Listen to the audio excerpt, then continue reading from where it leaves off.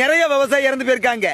வாழை காத்துல சாஞ்சி அதனால வேதப்பட்டு நிறைய விவசாயி பூச்சி மருந்து குடிச்சு இறந்து போயிருக்காங்க. விளைஞ்சு கிடக்க நெல் மழையால அழிஞ்சு கிடக்கும் போது அதை பார்த்து வேதனை தாங்க முடியாம தற்கொலை பண்ணி எத்தனையோ விவசாயி இறந்து போயிருக்காங்க.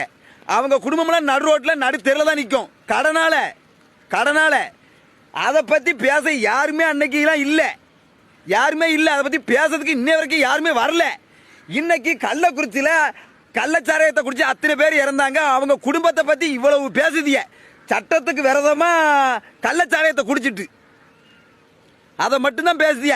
அவங்க குடும்பத்துக்கு எத்தனையோ நலத்திட்டங்களுக்கு கொடுக்காங்க, அவங்களுக்கு நஷ்டம் கொடுக்காங்க.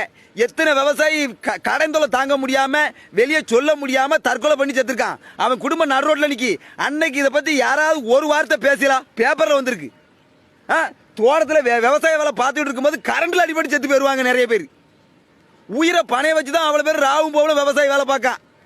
அத்தை விவசாயி செத்து போனா அவனுக்கு ஒன்றும் இல்லை. இன்னைக்கு கள்ளச்சாராயம் குடிச்சு இறந்தவங்களுக்கு இவ்வளவு வருத்தப்படுச்சு நம்ம தமிழ்நாட்டில். கவலை வேற, ஐயையோ வேற.